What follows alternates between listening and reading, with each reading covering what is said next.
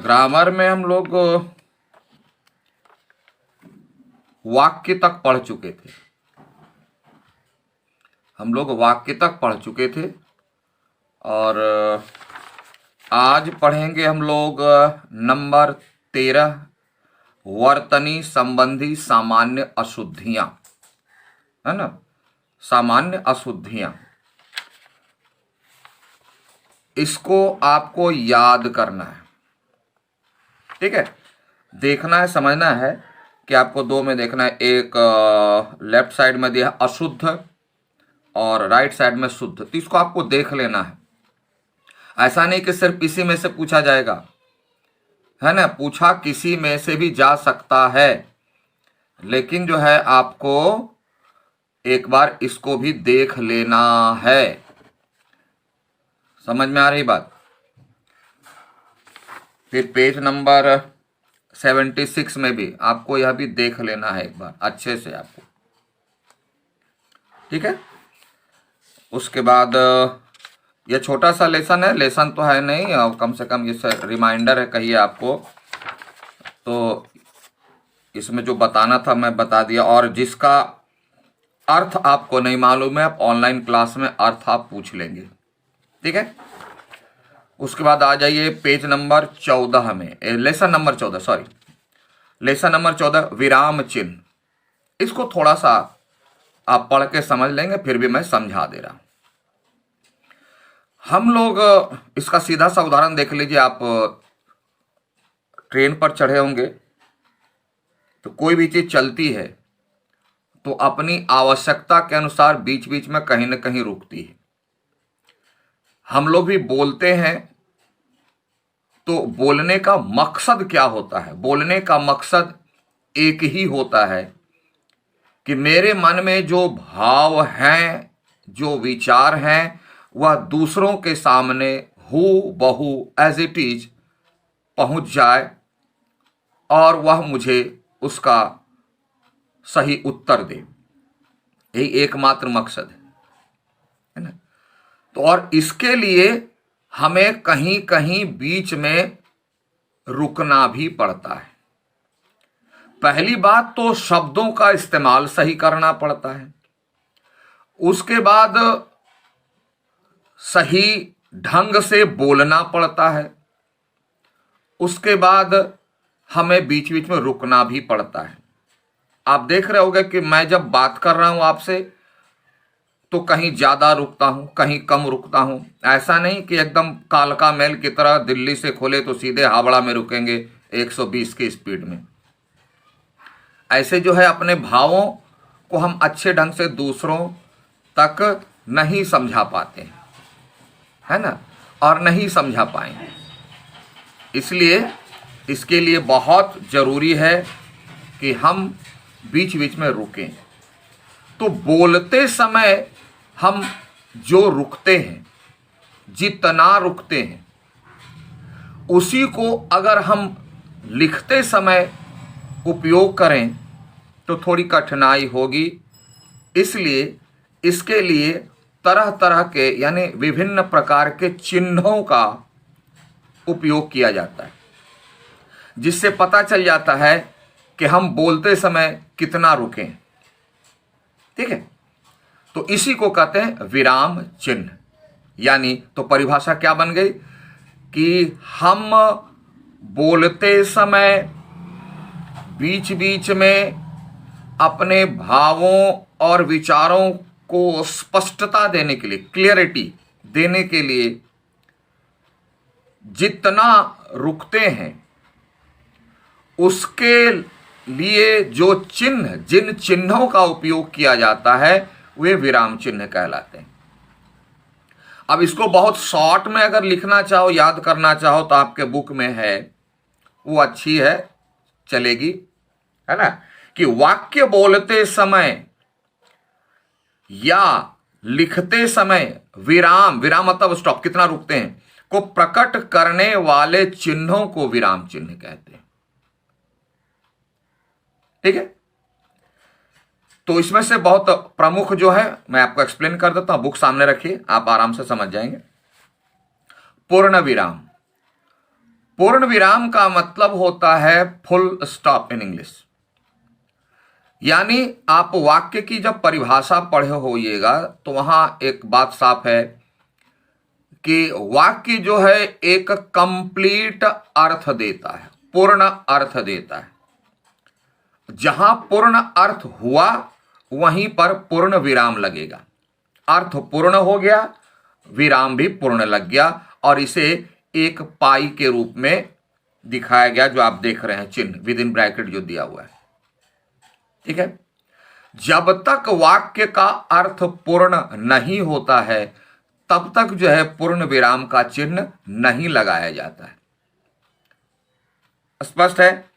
जैसे उदाहरण, आज ठंडी हवा चल रही है, या मेरी पुस्तक है। वाक्य का अर्थ पूर्ण हो चुका है, इसलिए यहां पूर्ण विराम लगा। पूर्ण का मतलब होता है फुल, कंप्लीट। आइए दूसरे पर, अल्प विराम। अल्प शब्द का अर्थ ही होता है कम, थोड़ी देर के लिए रुकना। विराम मतलब रुकना, अल्प का मतलब कम, तो थोड़ी देर के लिए रुकना। बोलते या पढ़ जब थोड़ा रुकते हैं, अब ये थोड़ा में प्रश्न आएगा कि थोड़ा में कितना, 1 2 3 4 5 10। बहुत सारे व्यक्ति के लिए 10 भी थोड़ा होता है, किसी के लिए 1 ही थोड़ा होता है, किसी का 1000 भी थोड़ा ही होता है। तो इसके समझने के लिए आप एक उदाहरण ले सकते हैं। हम लोगों की आदत होती है, आदत हैबिट जिसको बोलते हैं, अभ्यास, कि हम लोग अपने ढंग से बात करते हैं।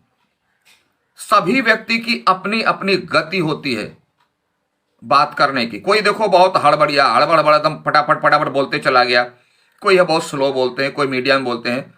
तो इसी को ध्यान में रखकर, यानी आप किस गति में बोलते हैं उसका ध्यान रखते हुए, सामान्य गति में जो भी बोल रहे हैं आप, तो वह सामान्य गति होती है, वह व्यक्ति की अपनी गति होती है, उस आधार पर उसको सामान्य कहते हैं। उससे क्वार्टर यानी उससे चौथाई, उससे चौथा, यानी अगर हम मान लें कि हमारे बात करने की गति प्रत्येक शब्द के बाद या वाक्य के पूर्ण होने पर, आप इतना याद रखो, वाक्य के पूर्ण होने पर सामान्यतः मेरी आदत जितनी देर रुकने की है। अब मैं बात कर रहा हूं तो तुम नोटिस कर रहे होगे कि मैं प्रत्येक वाक्य के पूर्ण होने पर कितनी देर रुकता हूं। अब ऐसा नहीं कि स्केल, इंची और मीटर लेकर के नापेंगे, नहीं, नेवर। एक अनुमान से, अंदाज से, कि जितना मैं वाक्य के पूर्ण होने पर रुकता हूं उससे अगर आधा, लगभग आधा समय अगर रुकते हैं तो उसके लिए हम लोग लगाते हैं अर्ध विराम। अर्ध विराम, एक पॉइंट और एक कॉमा डालते हैं, अर्ध विराम। इसका उपयोग प्रचलन अभी कम है लेकिन करना चाहिए। और उससे भी आधा करते हैं तब लगता है कॉमा, यानी क्वार्टर। अगर हम पूर्ण विराम में मान लेते हैं, अनुमान करते 1 सेकेंड रुकते हैं, तो अर्ध विराम में यानी पॉइंट और कॉमा नीचे जो डालते हैं उसमें ½ सेकेंड रुकेंगे, और कॉमा में हाफ से भी हाफ, क्वार्टर रुकेंगे 1/4। तो ऐसा नहीं कि टाइम देख देख के रुकना है, आदत से, अनुमान से। ठीक है। तो यहां कॉमा है। अब कॉमा कहां लगता है, देखिए एक ही, ये जो 4 दिया हुआ क ख ग घ, ये आप देख लेंगे, याद कर लेंगे। एक ही प्रकार के, यानी 2 अगर बराबर वैल्यू के हैं, बराबर टाइप के हैं, तो वहां कॉमा दे। राम, सीता, मोहन, गीता, एक ही प्रकार के सभी हैं, तो वहां कॉमा लगा के अंत में, कॉमा ने अंत में और लगता है। ठीक है। तो एक ही प्रकार के 2 से अधिक शब्दों के बीच लगेगा। कथन को स्पष्ट करने के लिए, यानी अगर हम कुछ बोल रहे हैं, पहले का है भाव और विचार को क्लियरिटी लाने के लिए। मां ने बताया, तो क्या बताया भाई, तो उसके लिए नीचे कॉमा। और उसके बाद किसी के कथन को अगर कोई कहता है कोई बात, तो उसको एज इट इज रखने के लिए हम डबल इन्वर्टेड कॉमा का उपयोग करते हैं, जिसको हिंदी में कहते हैं दोहरा उद्धरण चिन्ह। ठीक है, सिंगल होता है तो अभी आएगा तो पढ़ेंगे। सिंगल में मैं यहीं बता दूं, सिंगल लगता है जब किसी पुस्तक का नाम, किसी का निकनेम या किसी खास शब्द को समझाने के लिए हम वाक्य लिखते हैं, तो उस खास शब्द को, निकनेम को, पुस्तक के नेम को, लेसन के नेम को, नाम को सिंगल इन्वर्टेड कॉमा में रखते हैं। और अगर किसी की बात को कहनी है एज इट इज, जैसे वो कहा एकदम कॉपी, ट्रू कॉपी, तो उनकी बात को डबल इन्वर्टेड कॉमा यानी दोहरा उद्धरण चिन्ह के बीच रखते। ठीक है, तो यहां वही देखो, प्रतिदिन व्यायाम करना चाहिए। कौन? मां ने बताया, तो मां की बात को ट्रू कॉपी कर करके उसको डबल इन्वर्टेड कॉमा में डाल दिया। संबोधन, हां ना, तो वहां रुकना, हाँ मैं जाऊंगा, नहीं हाँ मैं जाऊंगा, हाँ मैं जाऊंगा, ये ना हुआ। हाँ मैं जाऊंगा, नहीं मैं नहीं जाऊंगा, ऐसे कोई बोलता है क्या?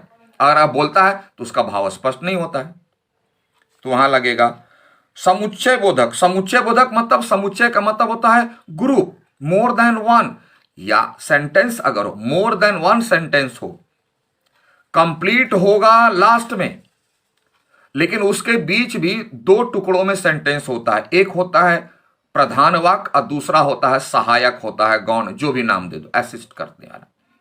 तो ये दोनों को जोड़ने के बीच में भी कॉमा लगता है। जैसे निखिल बीमार है इसलिए विद्यालय नहीं आया, अगर हम ऐसा लगता है निखिल बीमार है इसलिए नहीं आया, तो देखो कैसा लगता है, एकदम थ्रू पास रेलगाड़ी है ना। निखिल बीमार है इसलिए विद्यालय नहीं आया, ऐसा नहीं बोलते। निखिल बीमार है इसीलिए विद्यालय नहीं आया, तो भाव जो हम कहना चाहते हैं वो साफ हो जाता है। तो विराम चिन्ह का प्रमुख कार्य है कि बोलते समय जो हम रुकते हैं भाव और विचार को स्पष्ट करने के लिए, तो लिखते समय इस विराम को जो चिन्ह देते हैं, जिन चिन्हों के द्वारा प्रकट किया जाता है, उसे विराम चिन्ह कहते हैं। ठीक है, तो विराम, पूर्ण विराम देखे, अल्प विराम देखे, और इसी बीच में एकहरा उद्धरण चिन्ह जो आपको नंबर 6 में दिया हुआ है डबल वाला, वो भी देख लिए, 6 को भी देखे। और सिंगल कहाँ लगता है वो भी देखे, जैसा आपको बताया था मैंने पहले ही क्लास में कि उत्तर कैसे लिखेंगे, तो लेसन का नाम, बुक का नाम सिंगल इन्वर्टेड कॉमा में लाता है। आप लोग डबल लिख देते हो, डबल नहीं होगा, क्योंकि बुक का नाम है, लेसन का नाम है, डबल कहाँ लगता है? डबल एक ही जगह लगता है। किसी के स्पीच को as it is copy paste करके रखते हैं तो उसके दोनों किनारे डबल लगता है और कहीं नहीं लगता है।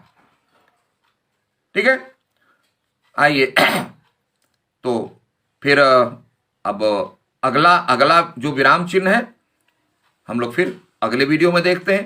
तब तक thank you, have a nice day.